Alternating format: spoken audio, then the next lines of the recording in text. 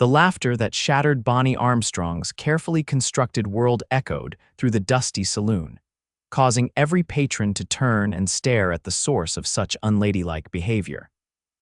Bonnie, with her wild copper hair and emerald eyes, slapped her hand over her mouth too late. The damage was already done. It was 1878 in Whispering Creek, Arizona Territory, and a proper lady simply did not laugh so boisterously, especially not at the expense of the town's most eligible bachelor who had just tripped over his own boots. Bonnie Armstrong had never been what folks called proper. At 23 years old, she had long since accepted that her nature was as untamed as the western landscape that surrounded Whispering Creek. Having arrived from Boston 3 years prior to help her ailing aunt run the town's only millinery shop, she had yet to adapt to the rigid social expectations that governed women's behavior in this small frontier community. Miss Armstrong, Mrs. Hildebrand, the banker's wife and self-appointed guardian of propriety, approached with pursed lips. "Such displays are most unbecoming. What will people think?" Bonnie straightened her shoulders, the feathered hat she'd been arranging in the shop window momentarily forgotten. "I believe they'll think I found something amusing, Mrs. Hildebrand. This is precisely why you remain unwed despite your—" Mrs. Hildebrand paused, eyes scanning Bonnie's admittedly attractive features, other qualities. No respectable man wants a wife whose laughter can be heard clear to Tucson. The words stung more than Bonnie cared to admit. She watched as Mrs. Hildebrand exited the shop, the bell above the door tinkling delicately the complete opposite of Bonnie's robust laugh. "Don't you mind her," Aunt Josephine said, emerging from the back room. At 62, Josephine Armstrong was a wisp of a woman with iron determination. "Some folks are so proper they've forgotten how to live." Bonnie smiled at her aunt, grateful for her understanding. "Still, she's not wrong. Every suitor who's come calling has eventually been scared off by what Mr. Peterson called my alarming exuberance." "Alarming exuberance indeed," Aunt Josephine snorted. "As if passion is something to be ashamed of. This town could use more of your laughter, not less." But Whispering Creek disagreed.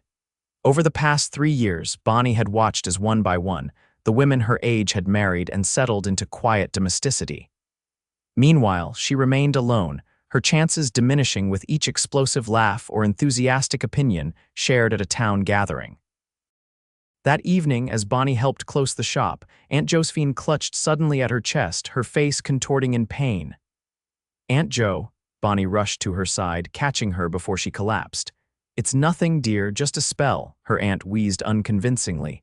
"I'm fetching Dr.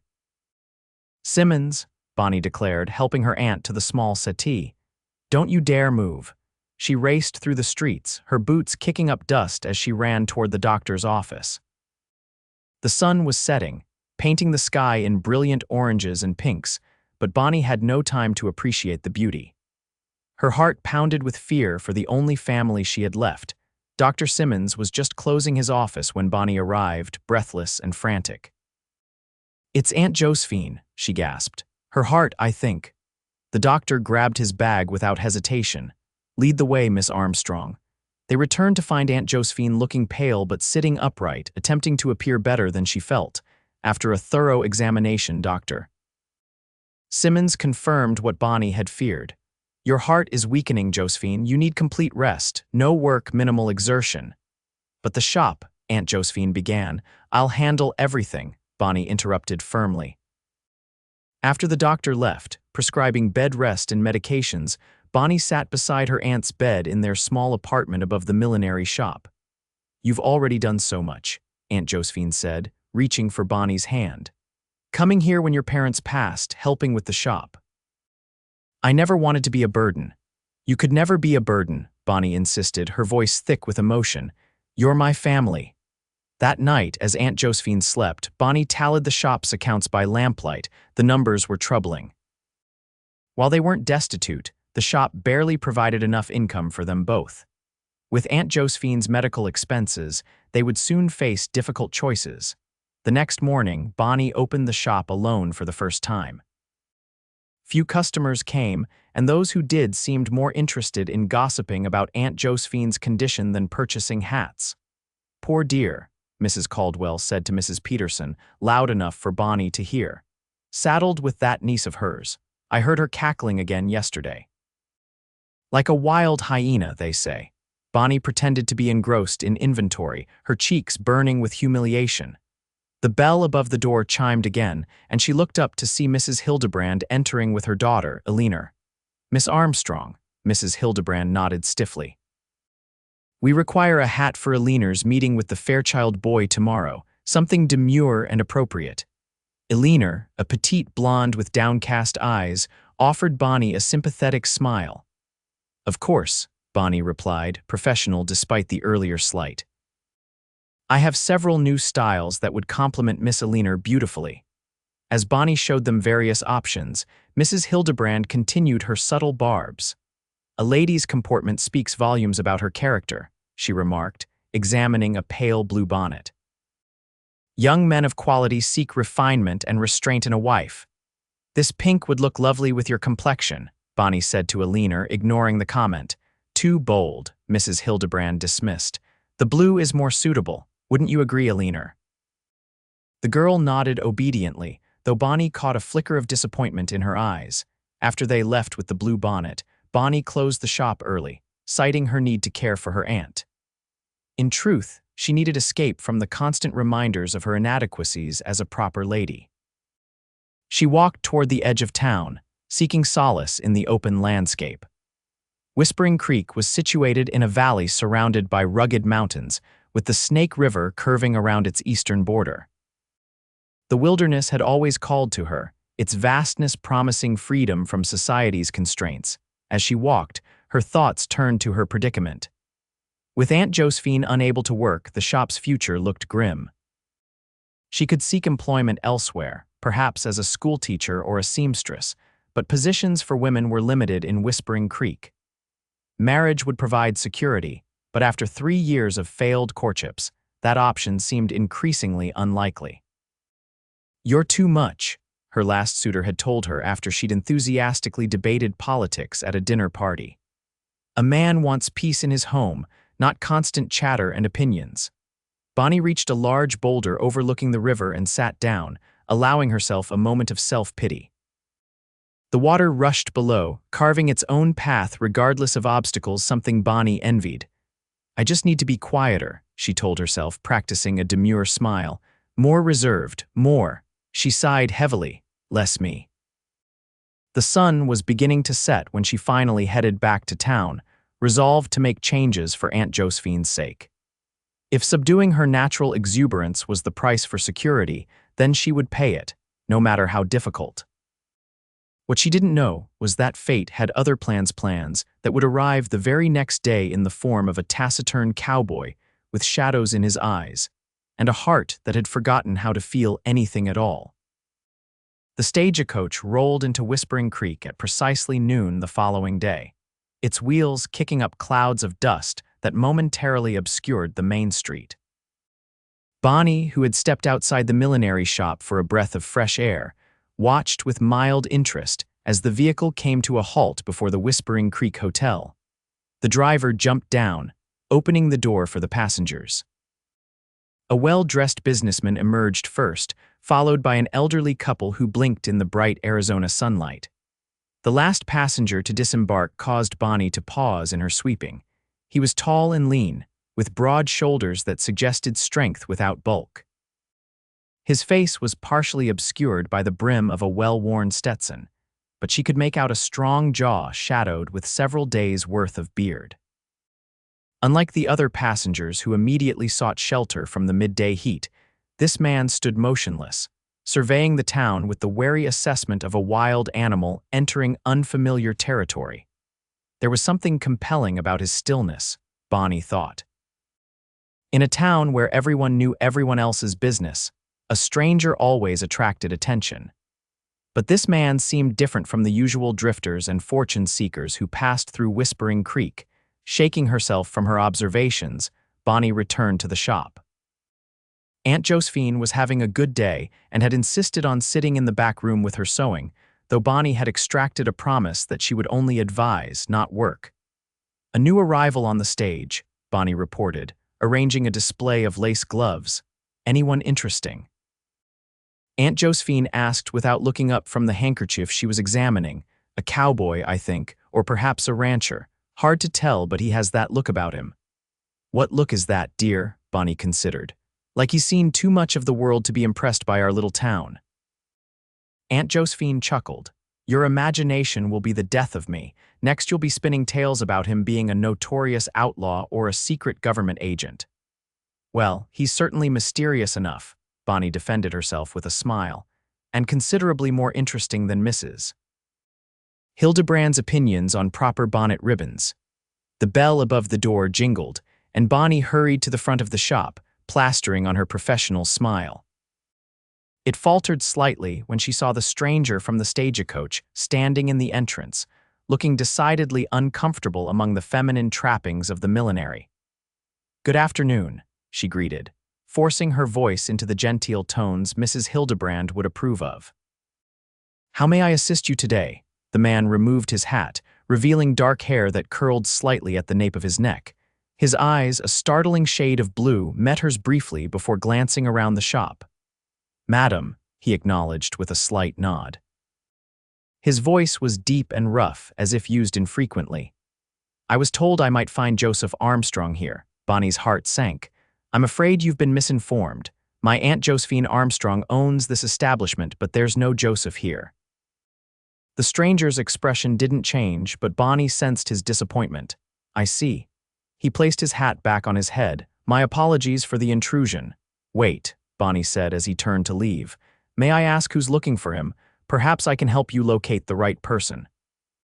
The man hesitated, then replied, "Quinn Forrester. I've come from Colorado on business with Joseph Armstrong regarding the Double Circle Ranch." Recognition dawned on Bonnie. "You must mean my Uncle Joseph. He passed away 5 years ago. My Aunt Josephine inherited his share of the ranch, though she's never visited it herself." Interest flickered in Quinn Forrester's eyes. "Then I should speak with your aunt. She's resting at the moment," Bonnie explained, reluctant to disturb Aunt Josephine. "She's been unwell." "I'm Bonnie Armstrong, her niece. Perhaps you could tell me the nature of your business and I can relay the information."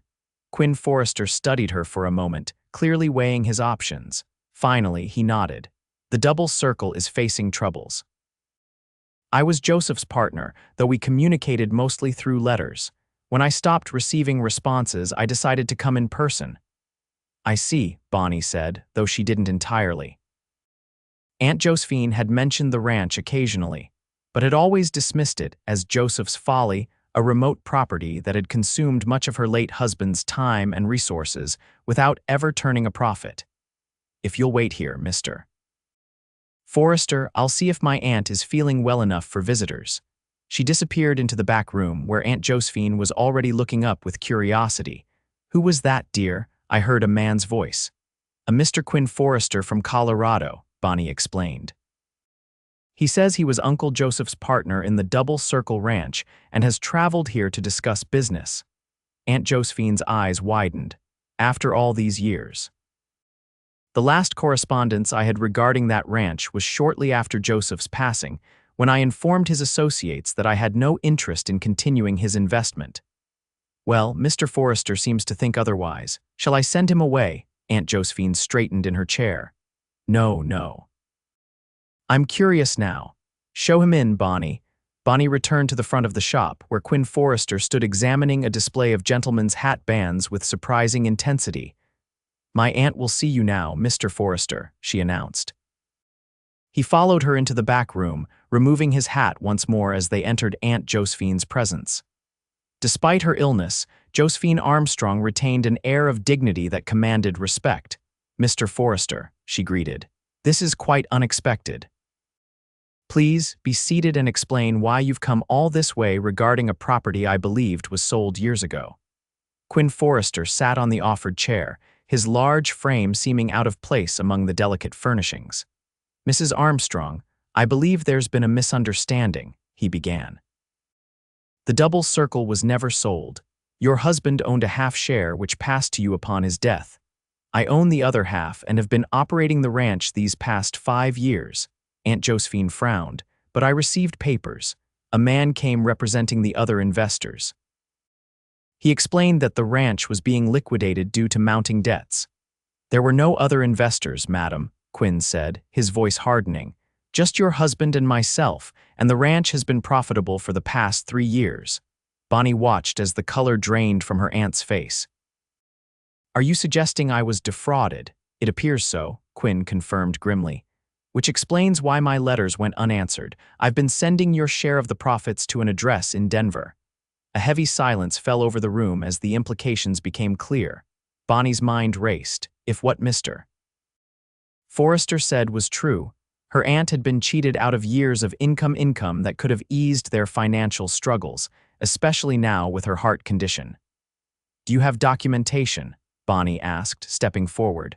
Proof of this partnership and the ranch's profitability. Quinn reached into his coat and withdrew a leather portfolio.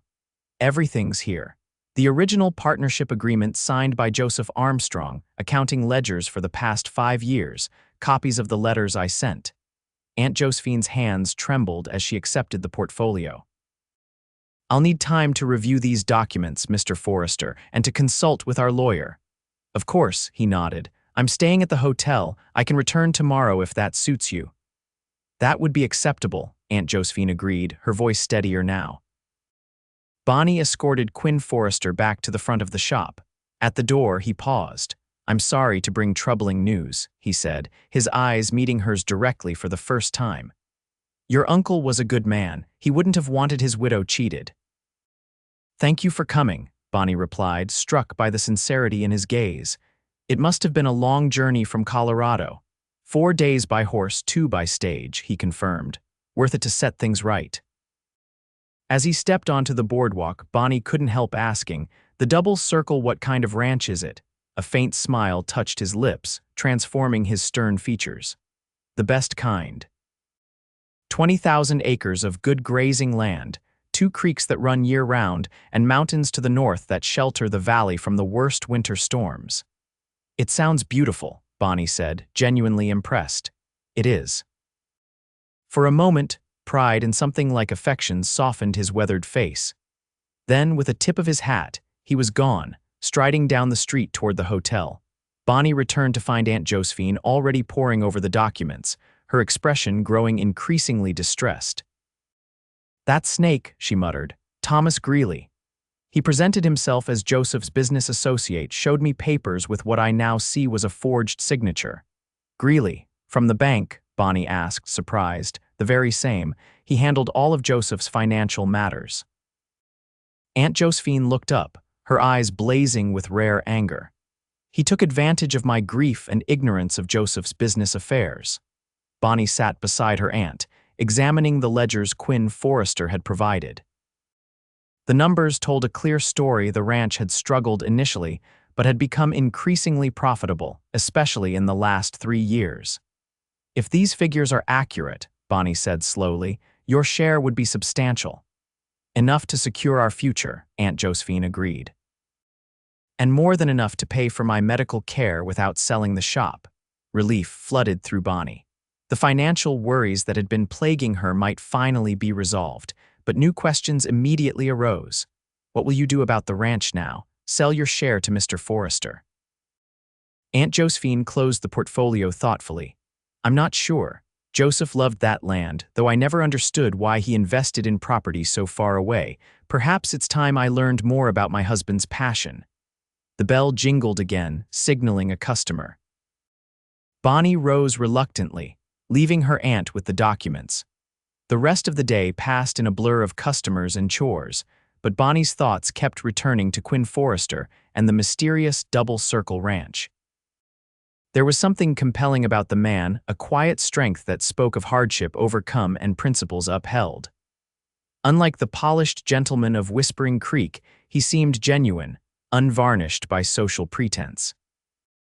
That evening, after closing the shop and ensuring Aunt Josephine took her medicine, Bonnie found herself unable to sleep. The day's revelations had stirred up possibilities she'd never considered. A ranch in Colorado, a substantial inheritance, A chance for a new beginning, all brought to their doorstep by a solemn-eyed stranger. She moved to the window, gazing out at the quiet street below.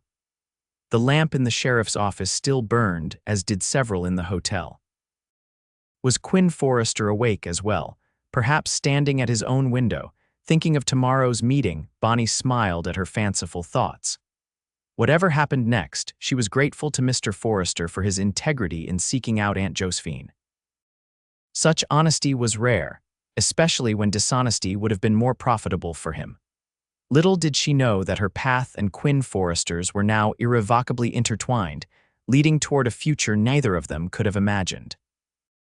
The following morning dawned clear and hot, typical for late June in the Arizona territory. Bonnie rose early, eager to prepare for Quinn Forrester's return visit. She had spent half the night reading through the documents he'd left, fascinated by the glimpse into a world so different from her own. The Double Circle Ranch, according to the ledgers, raised primarily cattle but also kept horses, some of superior bloodlines that commanded high prices from buyers as far away as California. The operation employed 15 men year-round and up to 30 during roundup season.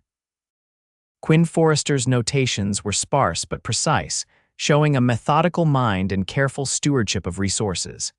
"You're up with the roosters," Aunt Josephine commented when she emerged from her bedroom to find Bonnie already dressed and brewing coffee.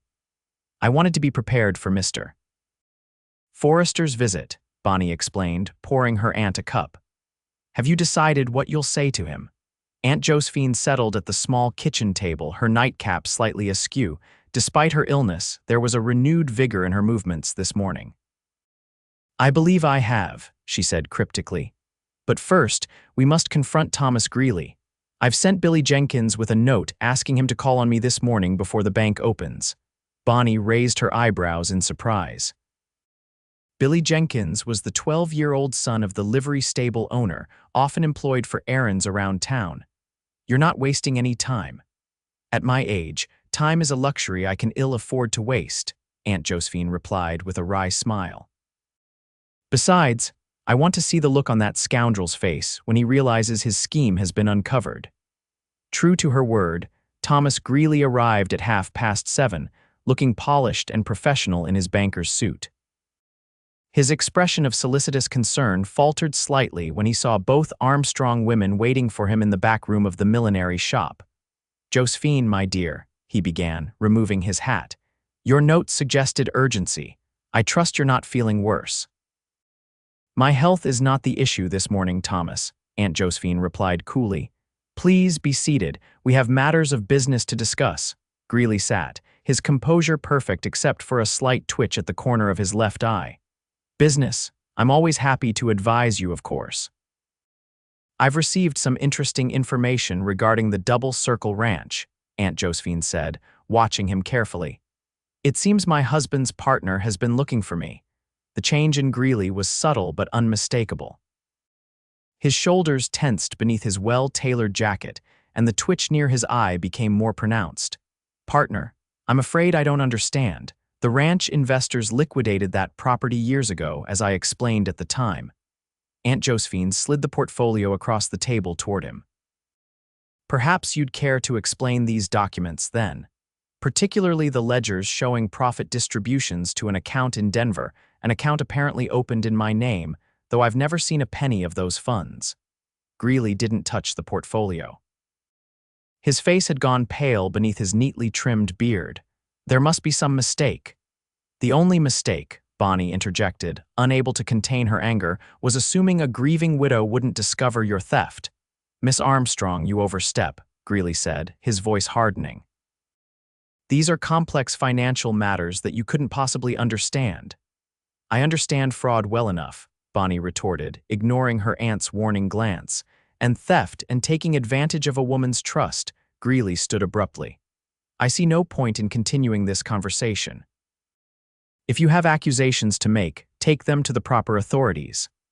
"That is precisely what we intend to do," Aunt Josephine said, rising with as much dignity as her fragile health allowed.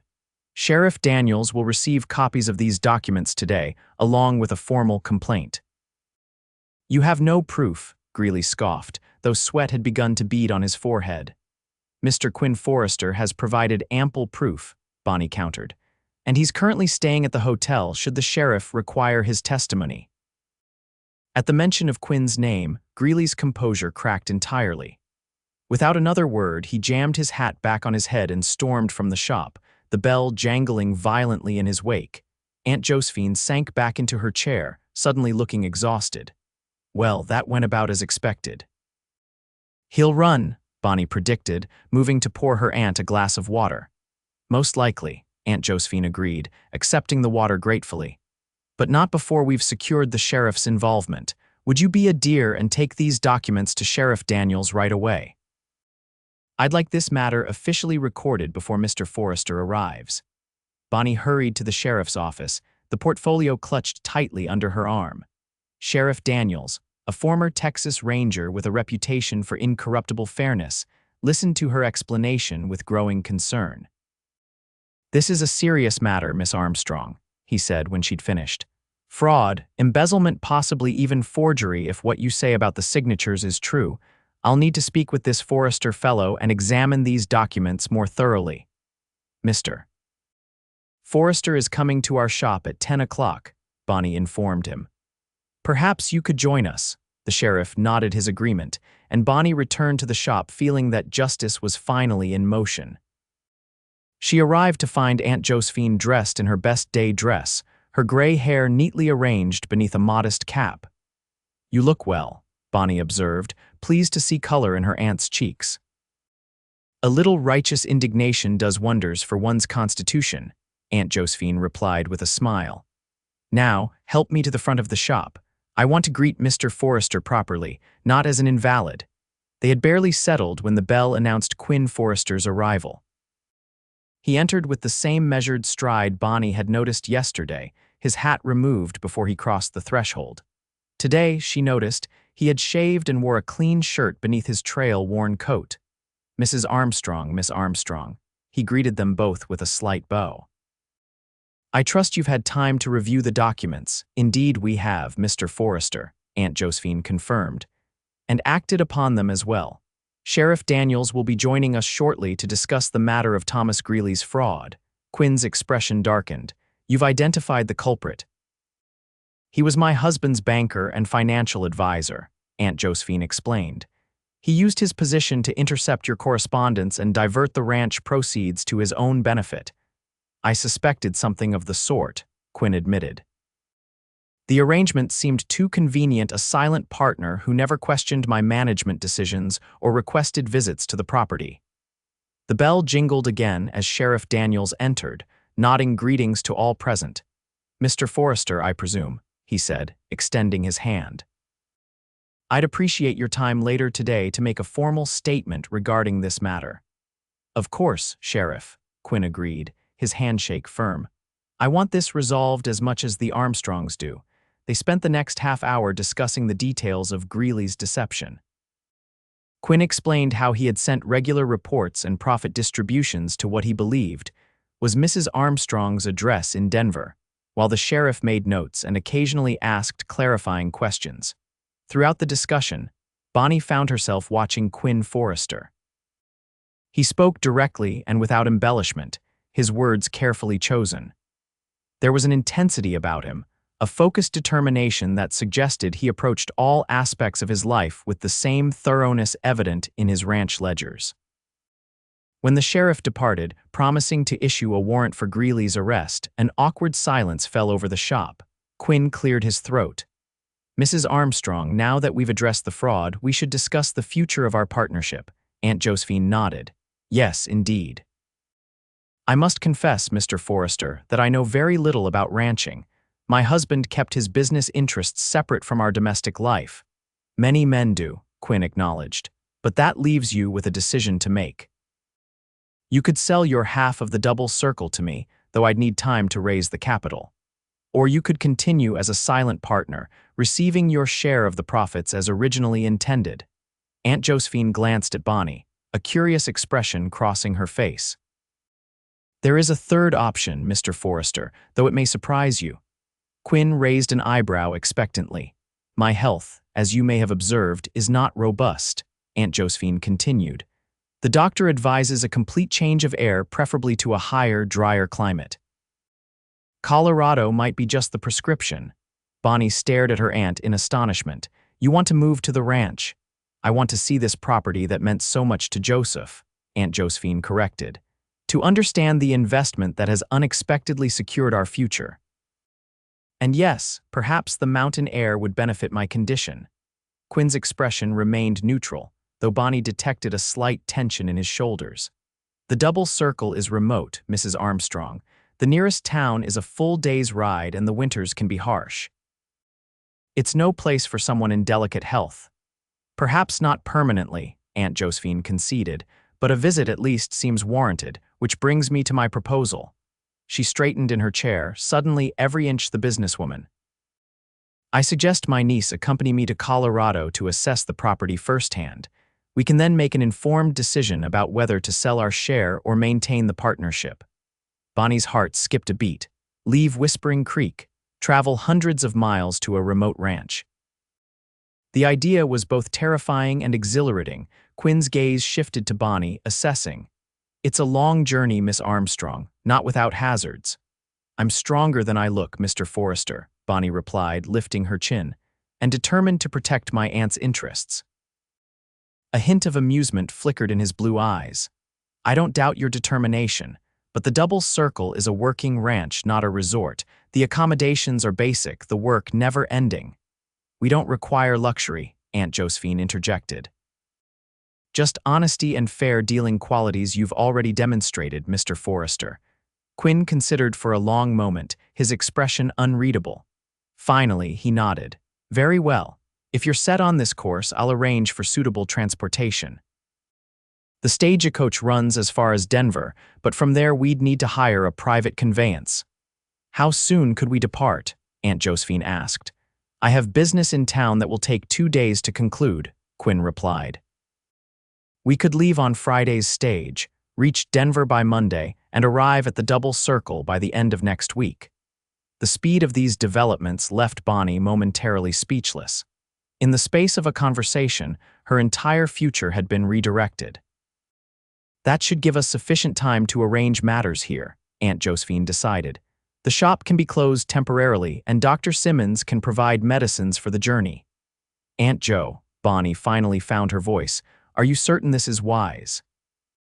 Your health, my health will not improve hiding in this shop, her aunt said firmly. Joseph always said I lacked adventure. Perhaps it's time to prove him wrong. Quinn stood, recognizing the discussion was concluded. I'll secure our passage on Friday's stage. Ladies, if you'll excuse me, I have matters to attend to at the bank, assuming Mr. Greeley hasn't fled town already. Sheriff Daniels will ensure he doesn't get far, Bonnie assured him. At the door, Quinn paused. Miss Armstrong, the Double Circle may not be what you're expecting. It's beautiful but demanding. Not everyone finds happiness in such isolation. His words carried a warning that Bonnie sensed went beyond mere practicalities. There was something personal in his caution, a hint of past disappointment. I appreciate your concern, Mr.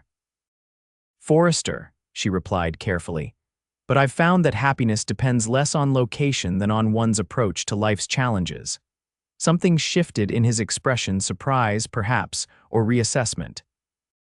With a final nod to both women, he departed, leaving Bonnie to wonder what she'd just committed herself to. Well, Aunt Josephine said into the silence that followed, that went rather well, I think.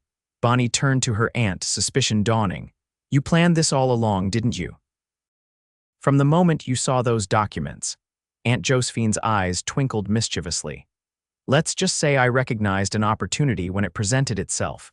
You've been wilting in this town, Bonnie, trying to squeeze yourself into a mold that was never meant to fit you. So you've decided to ship me off to Colorado with a stranger. Bonnie couldn't keep the incredulity from her voice. A trustworthy stranger who happens to be Joseph's chosen partner, Aunt Josephine corrected. And I'm coming too, remember, at least initially. Bonnie sank into a chair, her mind whirling with the implications. What about the shop, our home? The shop has never been your passion, dear. You've managed it admirably for my sake, but I've seen how you gaze out the window at the mountains. Aunt Josephine reached for Bonnie's hand. As for our home, we can always return if Colorado doesn't suit. We're not burning bridges, merely crossing new ones. Despite her misgivings, Bonnie felt a thrill of anticipation, an adventure, a real adventure beyond the confines of Whispering Creek's social restrictions. A chance to see new landscapes, experience a different way of life, and perhaps, a small voice whispered, an opportunity to be herself without constant judgment. "What do you make of Mr. Forrester?" Aunt Josephine asked, watching her niece closely. Bonnie considered the question. "He seems competent, honorable, not particularly forthcoming." "A man of few words," her aunt agreed, "but his actions speak volumes. He could have continued pocketing my share of the profits indefinitely. Instead, he traveled all this way to seek justice." "There's something sad about him," Bonnie observed, recalling the shadows in his eyes. "As if he's carrying a burden he can't set down." "Many do in this harsh country," Aunt Josephine said softly. "Your uncle had his own ghosts when I met him." The West breeds strong men, but not always happy ones. The bell jingled again, announcing a customer, and their conversation was cut short. But as Bonnie moved to assist Mrs. Peterson with her hat selection, her thoughts remained fixed on Quinn Forrester and the Double Circle Ranch, and the journey that would begin in just 3 days' time. That evening, as she packed trunks and sorted through which possessions to take and which to leave behind, Bonnie found herself humming something she hadn't done in months. Despite the uncertainties ahead, a weight had lifted from her shoulders. For better or worse, change was coming, and with it the promise of new beginnings. What she couldn't know was that Quinn Forrester was also awake in his hotel room, staring at the ceiling and wondering if he'd made a terrible mistake in agreeing to bring the Armstrong women to his isolated kingdom. The Double Circle was more than just his livelihood, it was his sanctuary, his refuge from a world that had taken everything he'd ever loved. Now, he had invited strangers into that sanctuary, disrupting the carefully constructed solitude that had kept him functioning these past 5 years. Particularly troubling was Bonnie Armstrong, with her forthright manner and expressive eyes. There was something unbridled about her that both attracted and alarmed him. Quinn had built his existence around control and routine, while everything about Bonnie suggested spontaneity and emotion qualities he deliberately excised from his life after Sarah's death. "It's business," he told himself firmly, "nothing more." They'll stay a few weeks, realize ranching isn't for them, and return to civilization. Everything will go back to normal. But as he finally drifted toward sleep, a small, honest part of him wondered if normal was truly what he wanted anymore. The next 2 days passed in a whirlwind of preparations. Bonnie arranged for the millinery shop to be closed temporarily, posting a notice that they would reopen in the autumn. Dr. Simmons provided a comprehensive medical kit for Aunt Josephine, along with stern instructions about rest and avoiding exertion. Sheriff Daniels reported that Thomas Greeley had indeed attempted to flee town, but had been apprehended at a way station 20 miles east. The banker now sat in the Whispering Creek jail, awaiting the circuit judge's arrival. Quinn Forrester made himself scarce during this time, appearing only briefly to confirm their departure plans and deliver tickets for the stagecoach. Bonnie caught glimpses of him conducting business around town, at the general store purchasing supplies, at the telegraph office sending messages, at the livery stable inspecting horses. He moved with purpose, efficiently completing tasks without unnecessary socializing. By Friday morning, the Armstrong ladies were ready. Their trunks had been sent ahead to the stagecoach office, their apartment above the shop secured, and farewells said to neighbors and acquaintances. Mrs. Hildebrand had been particularly scandalized by their plans. "Gallivanting off to Colorado with a strange man. It's most irregular, Josephine," she had clucked disapprovingly during her visit the previous afternoon. "People will talk. People always talk, Harriet," Aunt Josephine had replied serenely. "I find it's best to give them something interesting to discuss." Now, as they waited on the boardwalk outside the millinery for Quinn to escort them to the stage, Bonnie felt a curious mixture of excitement and trepidation.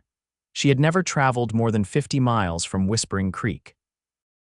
The journey ahead would take them across hundreds of miles of wilderness, through territories where civilization existed only in scattered outposts. Having second thoughts? Aunt Josephine asked, noticing her niece's pensive expression. Not second thoughts, Bonnie assured her. Just awareness of how much we're leaving behind. Sometimes we must leave the familiar to discover what truly matters, her aunt said wisely. Your mother understood that when she left Boston to marry your father, despite her family's objections. The mention of her parents brought a wistful smile to Bonnie's face. They had died within months of each other 5 years ago, her father from a mining accident, her mother from pneumonia shortly after. Their loss had propelled Bonnie to Whispering Creek and her aunt's care.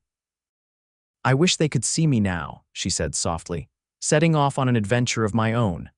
They would be proud, Aunt Josephine assured her, patting her hand. Especially your father, he always said you had his wandering spirit. The sound of approaching footsteps interrupted their moment of reminiscence. Quinn Forrester appeared, dressed for travel in a clean but well-worn trail outfit, sturdy trousers, leather vest over a cotton shirt, and a duster coat carried over one arm in anticipation of dust from the road. Ladies, he greeted them with a slight bow. The stage is ready whenever you are. We're quite ready, Mr. Forrester, Aunt Josephine declared, accepting his offered arm with dignity. They made their way to the stagecoach office, where their trunks had already been secured on top of the vehicle. The driver, a weather-beaten man named Hank, tipped his hat to the ladies. Got yourselves a fine day for starting out, he observed, glancing at the clear blue sky. Should make good time to Prescott before nightfall. The other passengers, a salesman from San Francisco and a young couple returning to their homestead near Flagstaff, were already seated inside. Quinn assisted Aunt Josephine into the coach first, then offered his hand to Bonnie. As their hands met, Bonnie was struck by the contrast, her smooth, shopkeeper's fingers against his calloused palm. His grip was firm but gentle, strong enough to support her weight as she climbed the high step into the coach, yet careful not to squeeze too tightly. It was, she thought, a hand accustomed to both power and precision. Thank you, she murmured as she settled onto the leather seat beside her aunt. Quinn nodded acknowledgement before taking his own place opposite them. The space inside the coach was confined, their knees almost touching across the narrow gap between seats. Bonnie noted that Quinn positioned himself by the window, his body angled slightly so he could observe both the interior of the coach and the passing landscape. With a shout from Hank and the crack of a whip, the stagecoach lurched forward. Bonnie caught a last glimpse of the millinery shop as they rounded the corner onto the main road out of town. Then Whispering Creek was behind them, and their journey had truly begun. The first day's travel was uncomfortable, but not unbearable. The coach bounced and swayed over the rutted road, occasionally jolting its passengers when the wheels struck a particularly deep hole. Conversation was difficult over the constant noise of hooves, wheels, and creaking leather, but the salesman made valiant attempts to engage his fellow travelers in discussion. Jeremiah Willoughby, ladies and gentlemen, he introduced himself, tipping his derby hat. Purveyor of the finest household implements from San Francisco to St. Louis. He proceeded to extol the virtues of various kitchen gadgets he carried in his sample case, undeterred by Quinn's obvious lack of interest. The young couple Martin and Elizabeth Sutton proved more receptive, examining his collapsible egg beater with appropriate admiration. Aunt Josephine dozed for much of the morning, the motion of the coach lulling her despite the discomfort. Bonnie divided her attention between checking on her aunt and watching the changing landscape through the window. The terrain grew increasingly rugged as they traveled north, the flat desert giving way to rocky outcroppings and twisted juniper trees. At noon, they stopped at a way station to change horses and allow the passengers a brief respite. The station was little more than a sturdy cabin with a corral and water well, but after hours in the confined coach, it seemed a welcome oasis. Quinn helped Aunt Josephine down from the coach with careful attention to her comfort. There's shade on the porch, he pointed out, and I believe they offer a simple meal for passengers. The meal proved to be beans, bacon, and sourdough bread, served on tin plates by the station keeper's taciturn wife. Despite its plainness, Bonnie found herself ravenously hungry, cleaning her plate with unladylike enthusiasm. "Good appetite," Quinn observed when she accepted a second helping of beans. It wasn't a criticism, merely a statement of fact, but Bonnie felt herself blush nonetheless. "The journey makes one hungry," she replied, defensively proper. A hint of amusement flickered in his eyes. "It does indeed. You'll find that's true of most work out here: riding, ranching, even building fence creates a hunger that fancy town food never satisfies." It was the most personal observation he'd made since they'd met, a small glimpse behind his professional facade. Bonnie wanted to ask more about his life on the ranch, his partnership with her uncle, his journey from wherever he'd begun to the double circle. But before she could frame a question, Hank called for the passengers to reboard. "We've got a rough stretch ahead," the driver warned as they settled back into the coach. "Apache Pass can get tricky this time of year with afternoon thunderstorms. Best hold tight." True to his prediction, the road worsened as they climbed into more mountainous terrain. The coach swayed alarmingly on steep sections, causing Elizabeth Sutton to clutch her husband's arm in fear. Aunt Josephine remained remarkably composed, though Bonnie noticed her knuckles whitening as she gripped the leather strap beside the window. Quinn seemed entirely unfazed by the rough passage. His body moved in rhythm with the coach's motions, absorbing the jolts with the practiced ease of someone accustomed to difficult travel. Occasionally, his gaze would meet Bonnie's across the narrow space, steady and reassuring when the vehicle gave a particularly violent lurch. The threatened thunderstorm materialized in mid-afternoon, turning the road to mud and reducing visibility to mere yards. Hank slowed the team to a cautious walk, cursing colorfully at the weather, the road, and the limitations of his schedule. Inside the coach, conversation ceased entirely as the passengers focused on maintaining their balance and dignity. Water leaked through the roof at one corner, forming a puddle at Jeremiah Willoughby's feet that gradually soaked his polished shoes. The salesman's earlier ebullience faded into damp misery.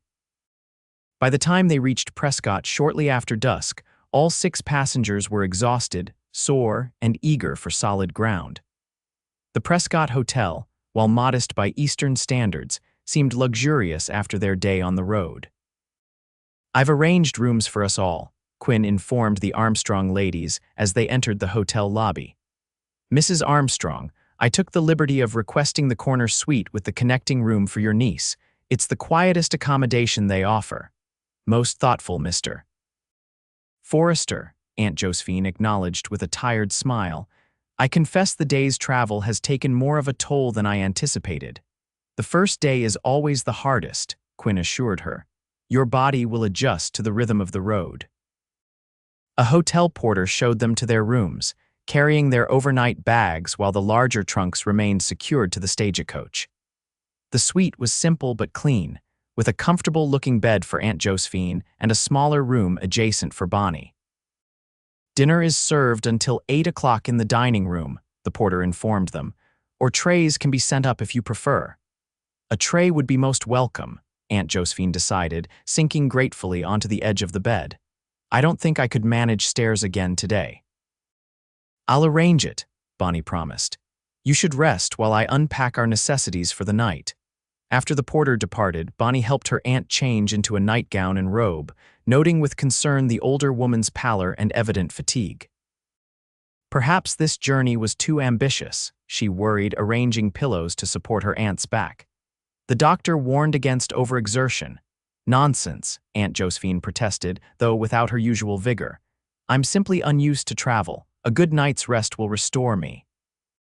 Bonnie wasn't entirely convinced but knew better than to argue.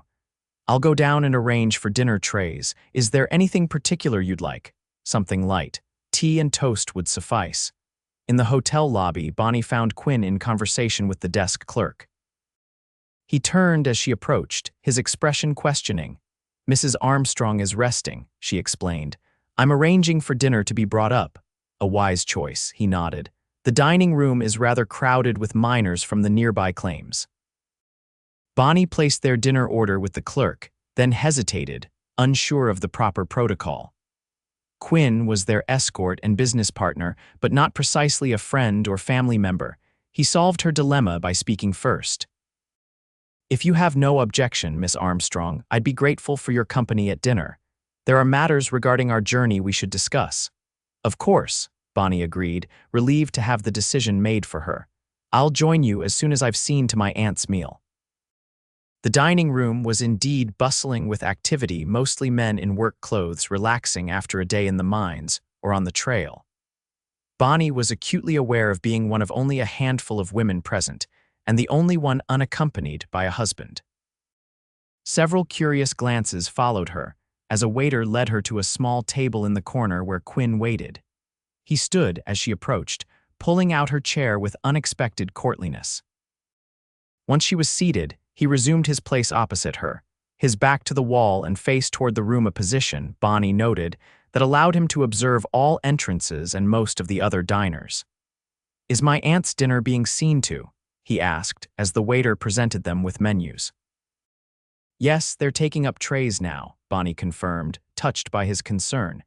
"She's requested only tea and toast, but I've added broth and custard to strengthen her." Quinn nodded approval. "The journey ahead grows more difficult before it improves. We should discuss whether Mrs. Armstrong is equal to the challenge." His directness, while lacking social polish, was refreshing after years of whispering creaks, indirect communications, and hidden meanings. Bonnie appreciated that he addressed his concerns to her directly rather than talking around them. "I share your worry," she admitted. "Today's travel exhausted her more than either of us anticipated, but my aunt is remarkably determined when she sets her mind to something." "Determination is valuable," Quinn acknowledged, "but the trail to Colorado makes no allowances for weakness. From Flagstaff, we'll take the northern route through Navajo country, then across the Colorado River at Lee's Ferry. The terrain is challenging, water scarce in places." The waiter interrupted with coffee for them both. After he departed, Bonnie leaned forward, keeping her voice low. "Are you suggesting we abandon our plans, Mr. Forrester?" Quinn considered her question, his blue eyes thoughtful. "Not necessarily, but we might need to adjust them. There's a doctor in Flagstaff who could assess your aunt's condition more thoroughly.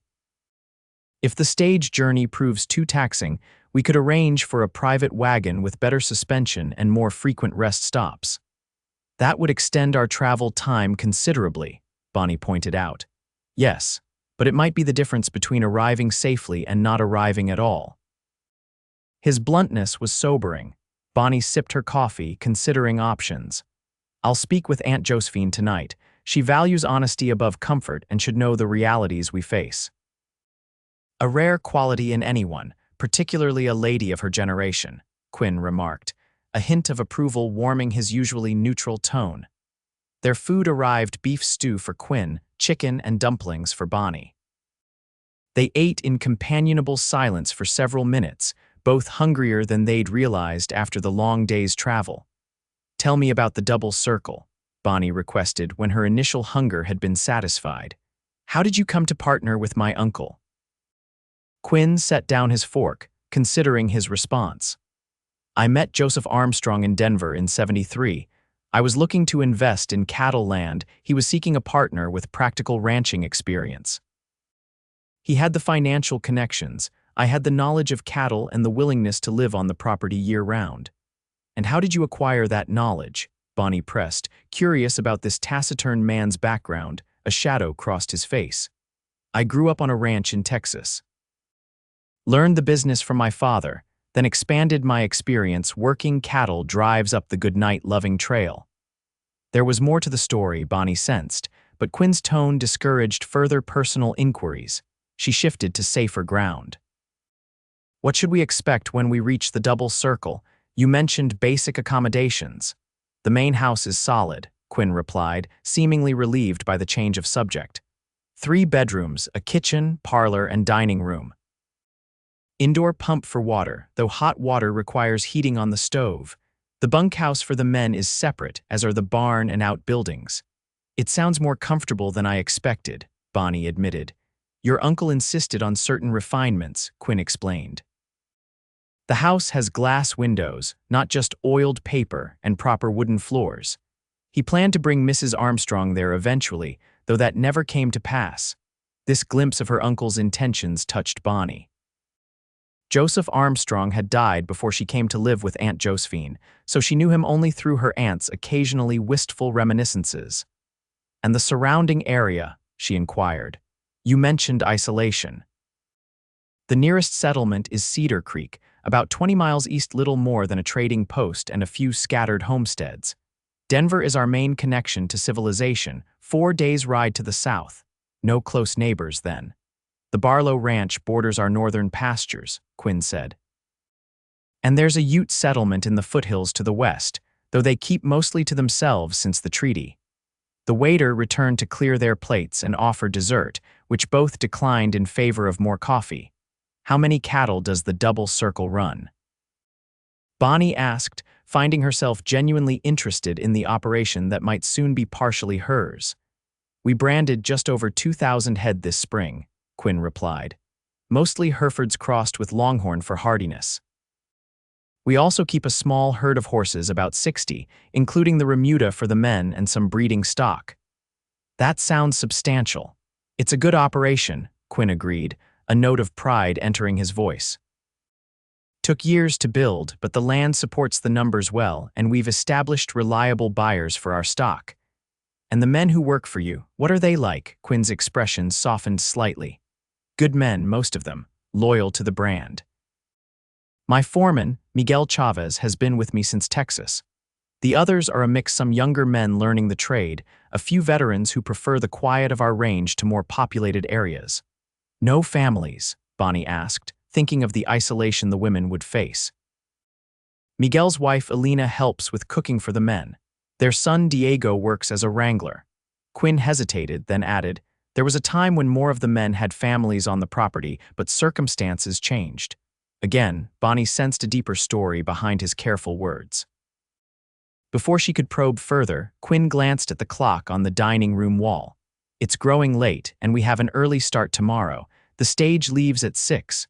Recognizing the conversation was over, Bonnie rose. "Thank you for dinner, Mr. Forrester. And for your candor regarding the journey ahead."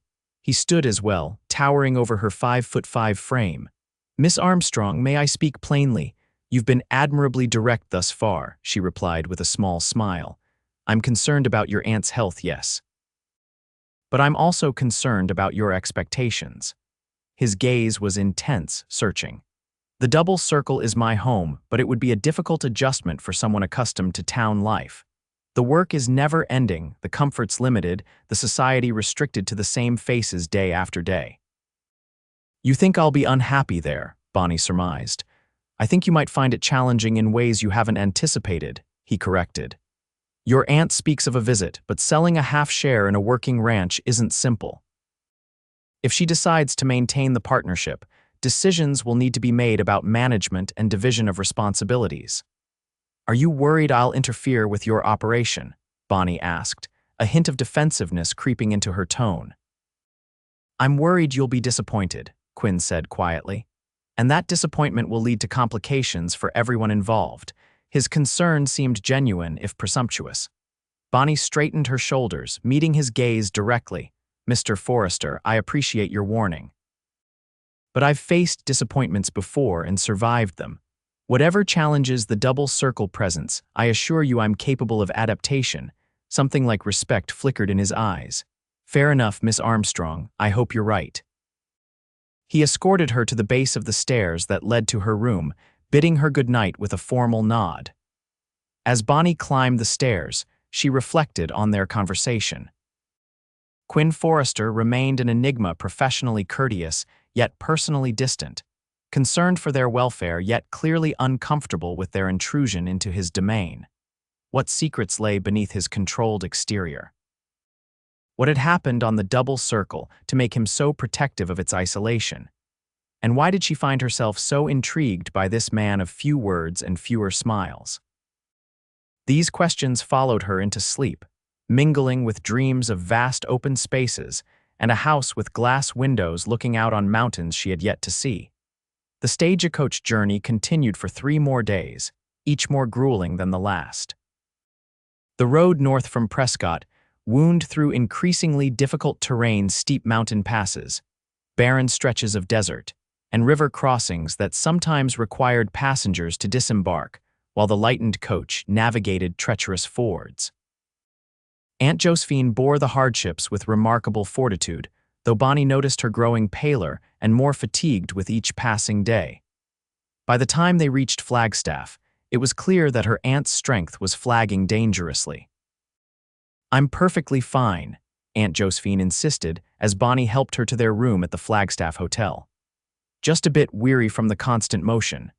But when she nearly collapsed while ascending the hotel stairs, even her stubborn pride couldn't disguise the seriousness of her condition. Quinn, who had been following with their bags, dropped them immediately to support her other side. "The doctor," he said to Bonnie, his voice brooking no argument. Now, Dr. Harrison Moore arrived within the hour, his weathered face and kind eyes suggesting both experience and compassion. After examining Aunt Josephine, he emerged from the bedroom with a grave expression. "Mrs. Armstrong's heart is significantly strained," he informed Bonnie and Quinn, who waited anxiously in the sitting room of their hotel suite. "The altitude and exertion of travel have exacerbated her condition. She needs complete rest, no further travel for at least 2 weeks, possibly longer. But our journey to Colorado," Bonnie began, "would likely kill her in her current state," Dr. Moore stated bluntly. "Flagstaff sits at 7,000 feet elevation. The route you described to the double circle would take you over passes exceeding 9,000 feet. The strain on an already weakened heart would be extremely dangerous." Bonnie felt the room tilt slightly as the implications became clear. Their journey was halted, possibly permanently. What would they do now? Return to Whispering Creek?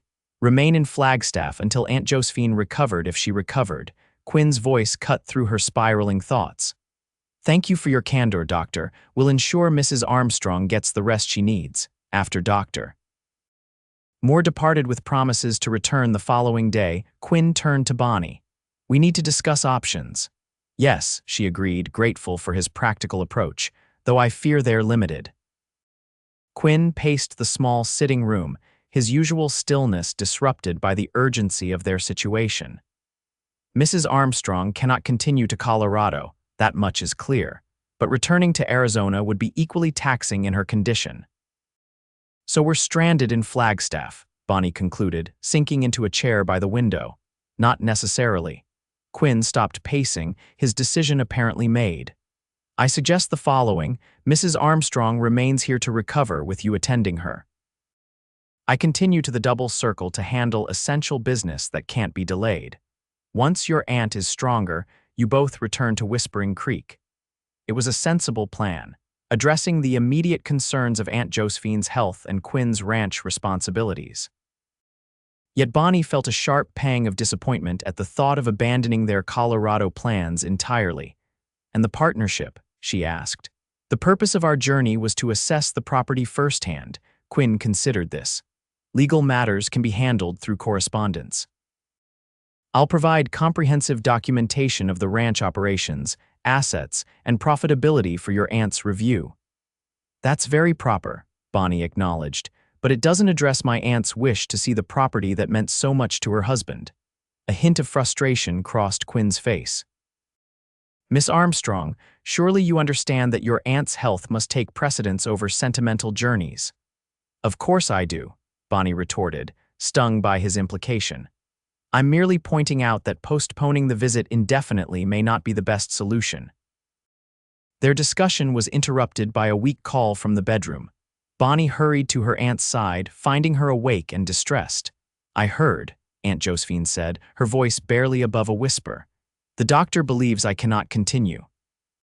"You need rest, Aunt Jo," Bonnie soothed, taking her hand.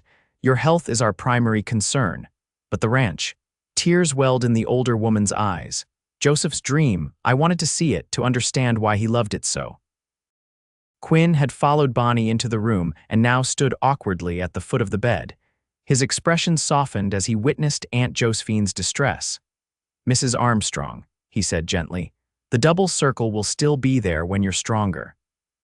Perhaps in the spring when the weather is milder. At my age, Mr. Forrester, one doesn't count on seeing many more springs, Aunt Josephine replied with blunt honesty, but I understand the necessity. She squeezed Bonnie's hand. You must go in my place. What? Bonnie stared at her aunt in confusion.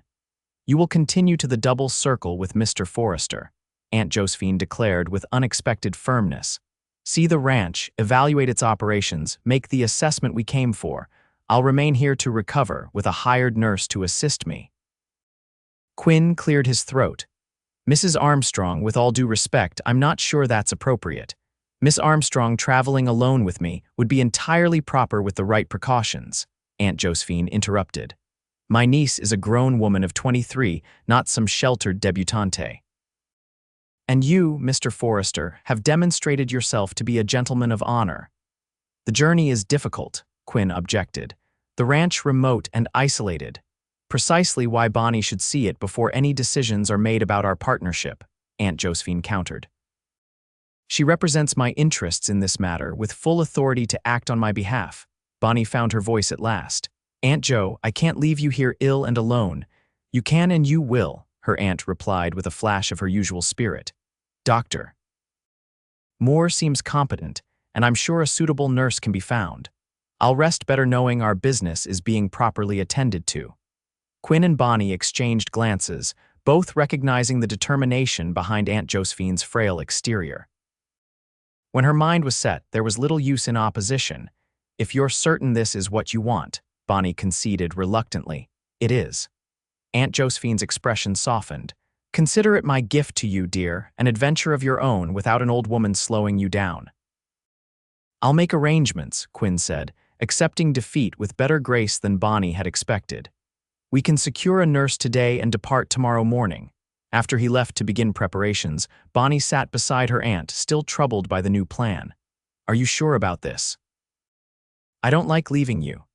I'm sure, Aunt Josephine replied, patting her hand. And frankly, child, I think it will do you good to spend some time away from the constraints of town life. You've been wilting in Whispering Creek, trying to fit yourself into a mold that was never meant for you. That's not entirely fair, Bonnie protested, though without conviction. Isn't it? When was the last time you laughed freely without worrying who might hear? When did you last speak your mind without censoring your thoughts? Aunt Josephine's eyes were knowing. The West was meant to be a place of freedom, Bonnie, not just for men, but for women bold enough to claim it. There was truth in her aunt's words that Bonnie couldn't deny. She had been constraining herself, trying to meet Whispering Creek's expectations of proper feminine behavior and failing consistently. What if I find I prefer the freedom of the double circle? She asked softly, voicing the thought that had been forming since their journey began. Then you'll have discovered something valuable about yourself, Aunt Josephine replied, and we'll make decisions accordingly when the time comes. The rest of the day passed in a flurry of rearrangements. Quinn located a competent nurse, Mrs. Beatrice Holland, a widow with experience caring for cardiac patients. He also secured comfortable accommodations for Aunt Josephine in a boarding house run by a former nurse, where she could remain indefinitely without the expense of the hotel. Bonnie spent the afternoon organizing her aunt's belongings and writing detailed instructions for Mrs. Holland regarding medications and preferences. Quinn handled practical matters, arranging transportation, sending telegrams to the double circle to announce their adjusted arrival, and purchasing additional supplies for the journey ahead. They reconvened for dinner in Aunt Josephine's hotel room, where Quinn outlined the revised travel plans. I've hired a private buggy to take us as far as Lee's Ferry, he explained as they ate the simple meal provided by the hotel kitchen. From there, we'll meet men from the ranch with saddle horses for the remainder of the journey. How long will the trip take? Bonnie asked, mentally calculating what to pack in her saddlebags versus her trunk. 4 days to Lee's Ferry, weather permitting. Another 5 to the ranch if we maintain a good pace. Quinn hesitated. The terrain becomes more challenging after the river crossing. Not dangerous exactly, but demanding. I'm not afraid of demanding, Bonnie assured him. I rode regularly in Boston before coming west. A skeptical expression crossed Quinn's face. Riding side saddle in a city park is somewhat different from covering 30 miles a day across mountain trails. Bonnie bristled at his assumption. I rode astride on my grandfather's farm, Mr. Forrester, not in fashionable parks, and while I may not have your experience with wilderness travel, I'm neither delicate nor helpless. I never suggested you were, Quinn replied, though his tone implied otherwise. Aunt Josephine interceded before the conversation could deteriorate further. Mr. Forrester, I assure you my niece is more capable than her current circumstances might suggest. Joseph always said the Armstrong women had frontier spirits trapped in society bodies. This unexpected endorsement seemed to give Quinn pause. He studied Bonnie with newfound consideration, noting perhaps the determined set of her jaw and the intelligence in her green eyes. Very well, he conceded, but the pace will be set by safety and practicality, not pride. If you find yourself struggling, you must say so immediately. The wilderness makes no allowances for stubbornness. Agreed, Bonnie nodded, recognizing the wisdom in his caution despite her irritation at his doubts. They departed the following morning under clear skies, the private buggy more comfortable than the stagecoach, but still a far cry from modern conveyances. Aunt Josephine, looking small and frail in her bed at the boarding house, bid them farewell with forced cheerfulness. Mind you keep detailed notes about everything, she instructed Bonnie. I want to hear all about Joseph's ranch when you return. I promise, Bonnie assured her, fighting back tears as she embraced her aunt, and you promise to follow Dr. Moore's instructions precisely. We stubborn old women know when to surrender to medical wisdom, Aunt Josephine replied with a wry smile. Now go, before I change my mind and insist you stay. The first day's travel took them north through ponderosa pine forests, the road relatively well-maintained as it connected Flagstaff to smaller settlements and lumber operations. Quinn drove the buggy with practiced skill, handling the team of horses with minimal guidance.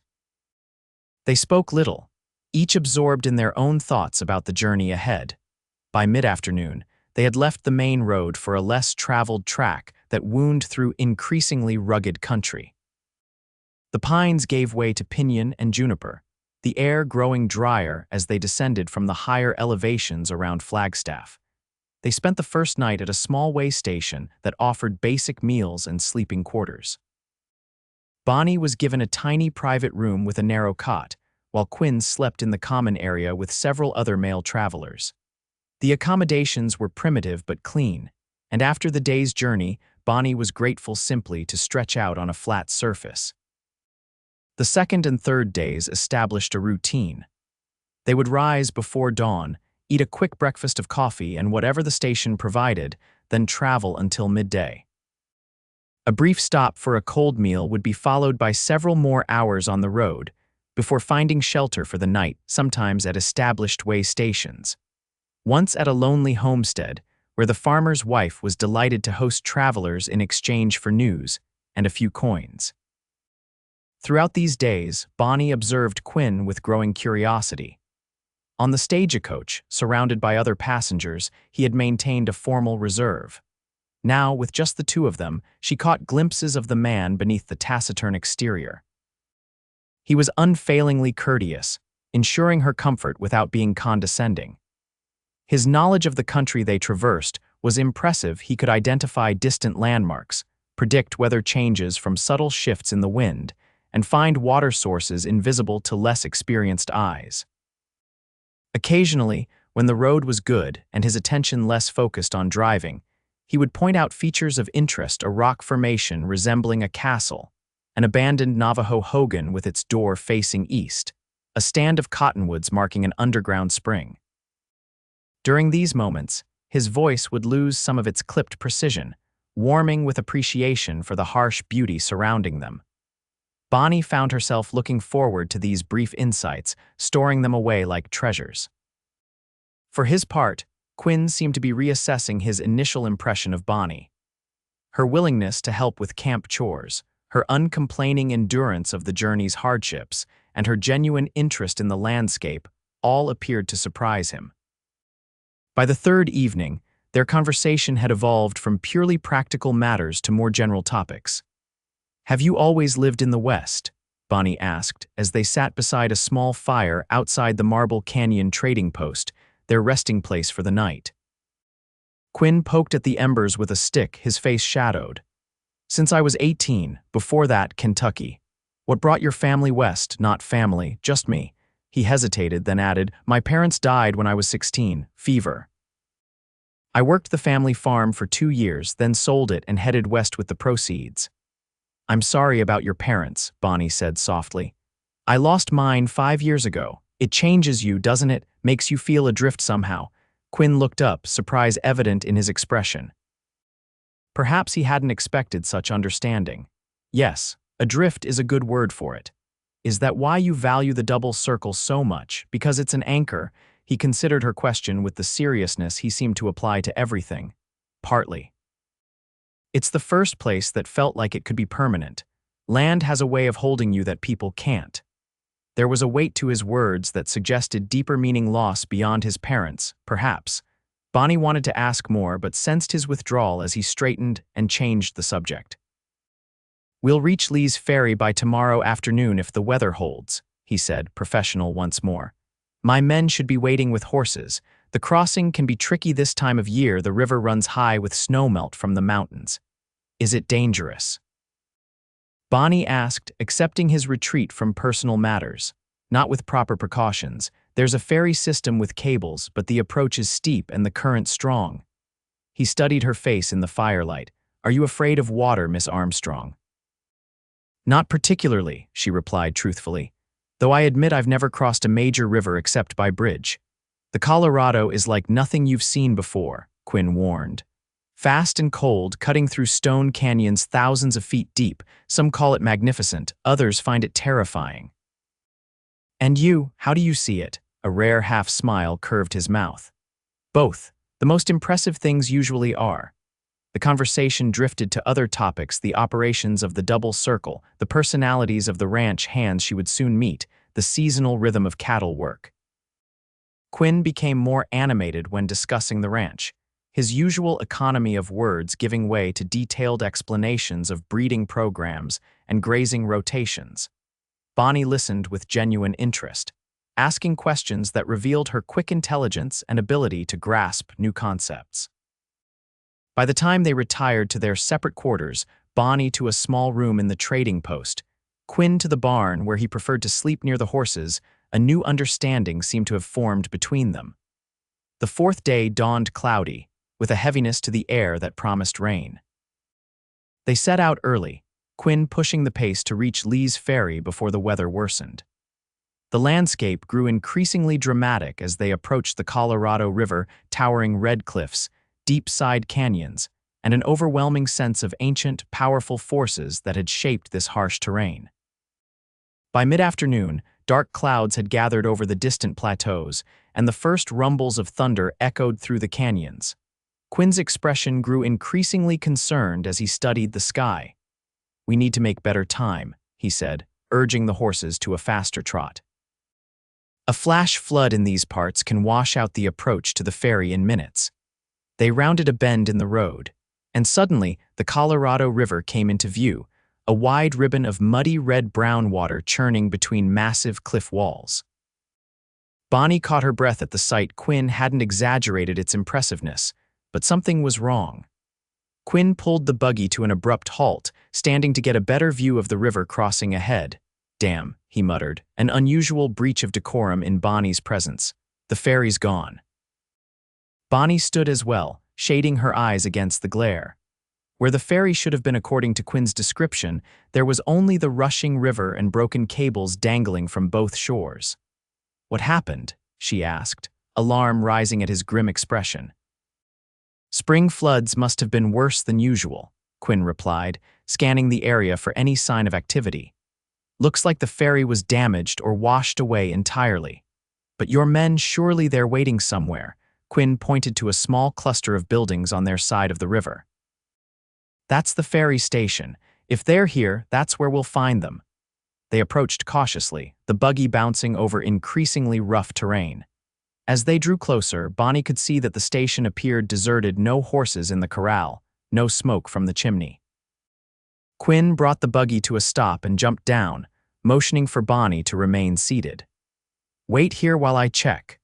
She watched as he approached the main building, his hand resting near the revolver at his hip, a precaution that underscored the potential dangers of their situation. After a brief inspection, he returned, his expression troubled. "Place has been abandoned for at least 2 weeks," he reported. Found a note nailed to the door. "The ferry was destroyed in a flash flood last month.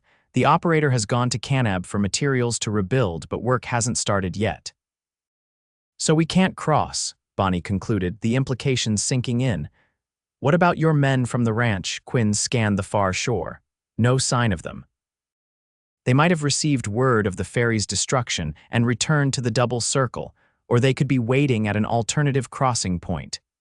The first fat raindrops began to fall as thunder rumbled closer. Quinn made a quick decision. "We need shelter. The station is sound enough, and there's a stable for the horses. We'll wait out the storm and reassess our options." They barely managed to unload their essential supplies and settle the horses before the storm broke in earnest. Rain lashed the small station building, driven by gusting winds that howled through the canyon. Inside, the single room was dusty but intact, with a stone fireplace, rough-hewn table, and 2 bedsteads against opposite walls. Quinn quickly built a fire while Bonnie shook out the bedding, raising clouds of dust but revealing clean enough blankets beneath. The sudden domestic partnership felt strangely intimate after days of more formal interaction. "How long do these storms usually last?" Bonnie asked, arranging their food supplies on the table. "In canyon country, hard to predict. Could be hours, could be days." Quinn straightened from the now crackling fire, running a hand through his dark hair in a rare gesture of frustration. "This complicates matters considerably." "What are our options?" Bonnie kept her voice calm, though anxiety churned beneath her practical exterior. Being stranded at an abandoned ferry station, hundreds of miles from civilization, had not featured in her imagined adventures. Quinn considered their situation with his usual thoroughness. "We can wait to see if my men arrive, though that seems increasingly unlikely. We can attempt to find an alternative crossing point, though the nearest is at least 2 days' journey, or we can turn back toward Flagstaff and reconsider the entire plan. Which do you recommend?" Bonnie asked, trusting his experience. "Waiting," he decided after a moment.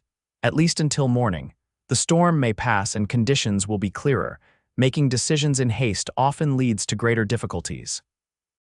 As if to emphasize his point, a tremendous crack of thunder shook the small building, followed immediately by a blinding flash of lightning. Bonnie jumped despite herself, earning a reassuring nod from Quinn. "We're safe here," he said. "The station is built into the lee of the cliff, protected from the worst of the elements." They passed the afternoon and evening in enforced proximity, the storm confining them to the single room. Quinn proved surprisingly adept at creating a palatable meal from their limited supplies: biscuits baked in a small Dutch oven nestled in the coals, bacon fried crisp, and canned peaches for sweetness. "You cook better than most ranch wives I've known," Bonnie observed as they ate by firelight, the storm still raging outside. A shadow passed over Quinn's face. "Necessity teaches many skills. When you live alone, you either learn to feed yourself properly or you suffer the consequences." "Have you always lived alone at the double circle?" The question slipped out before Bonnie could consider its propriety. Quinn was silent for so long that she thought he wouldn't answer. Finally, he set down his plate and looked directly at her, his blue eyes reflecting the flickering flames. "No," he said simply. "Not always." Something in his tone discouraged further inquiry, but Bonnie sensed she had touched on the mystery that surrounded him, the source of the sadness she occasionally glimpsed beneath his controlled exterior. As night fell, the awkwardness of their sleeping arrangements became apparent. 2 beds, 1 room, and social conventions that even the wilderness couldn't entirely erase. "I'll sleep by the fire," Quinn offered, already spreading his bedroll on the floor. "That's unnecessary," Bonnie protested.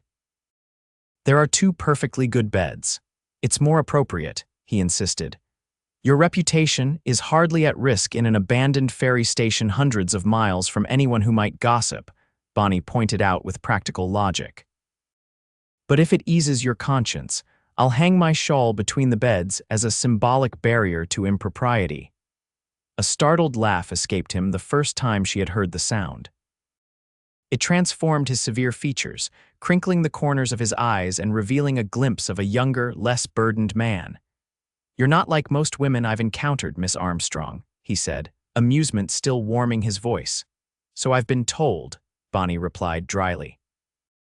Repeatedly and usually not as a compliment.